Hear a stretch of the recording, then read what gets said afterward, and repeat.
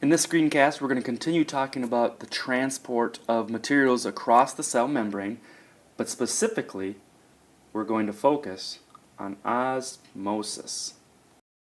Recall that we have to move substances into and out of the cell across the cell membrane. Cells are alive and they have to maintain all of the functions that a living organism has to do. And specifically here, we're going to focus on this movement of water. So remember that water is special, right? There's a lot of properties of water that we have studied because water is crucial for living things. Before we go on, I want you to remember this. Keep this at the forefront of your mind.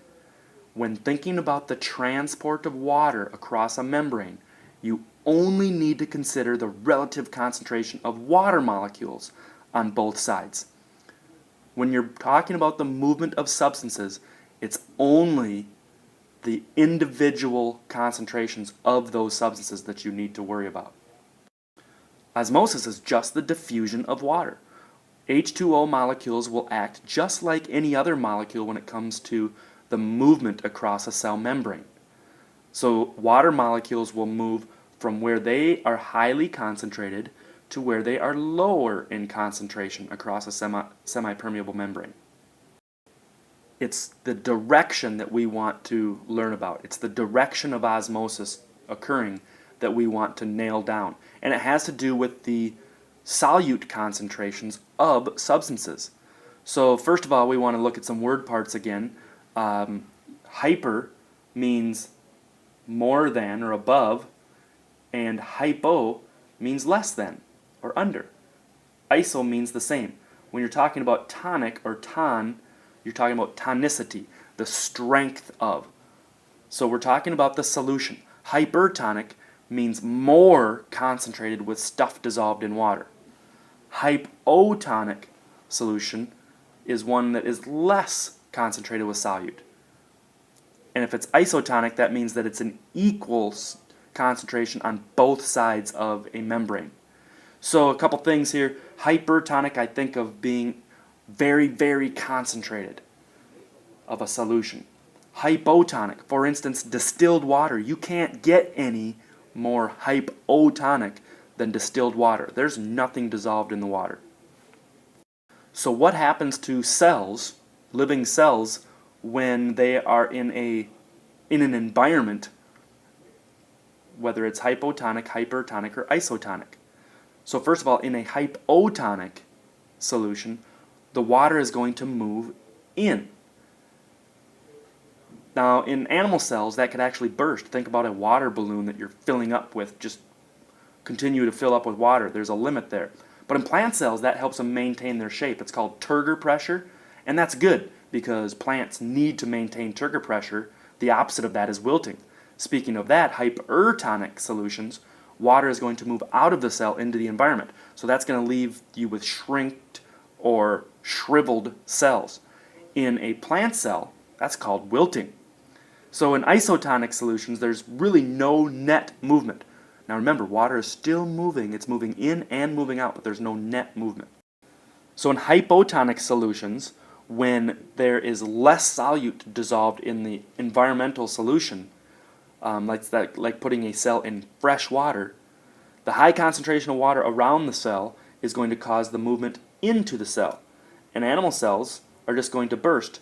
Now it's okay, again, for plants because it maintains turgor pressure. If not, then plants can't stand up. Their stems become flat. The cells all wilt. That's what happens to flowers over an extended period of time if they don't have water. Some protists, some single-celled organisms can actually use a contractile vacuole, which using ATP allows them to pump water out of the cell as it comes in. This is one particular organism called a paramecium. It's a protist, single-celled organism, but it has this large contractile vacuole. As water comes into the cell, it's able to pump water back out of the cell using energy. Hypertonic solutions is like a cell in salt water. The low concentration of water molecules around the cell means that water is going to move out. It'll move out because it wants to equal the concentrations on both sides of the membrane. So plants wilt, and animal cells are going to shrivel up, they're going to shrink.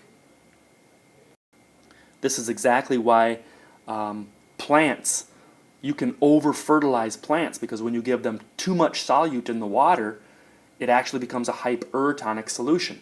If you over-fertilize them, you're really dehydrating them. The same thing as if you were to drink salt water. Your animal cells, the cells in your body, would shrivel up. The water would actually move in the opposite intended direction, out of your cells. And in isotonic solution, this is kind of the perfect situation for animal cells. For example, when you would have an IV, that's a saline solution in say a hospital, that's about 0.9% salt, just under 1% salt. So think about it, like 9 grams of salt in a liter of water. And that is an isotonic solution, according to, or in reference to your cells. So in this example, what would you expect in this model to occur? The cell, compared to the beaker, is hypertonic or hypotonic? The answer is hypertonic. How about the beaker compared to the cell? The beaker, the environment of the cell, would be hypotonic.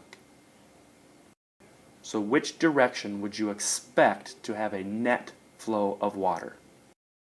Osmosis, the movement of water, is hugely important to the maintenance of homeostasis and the maintenance of normal, healthy living of all cells.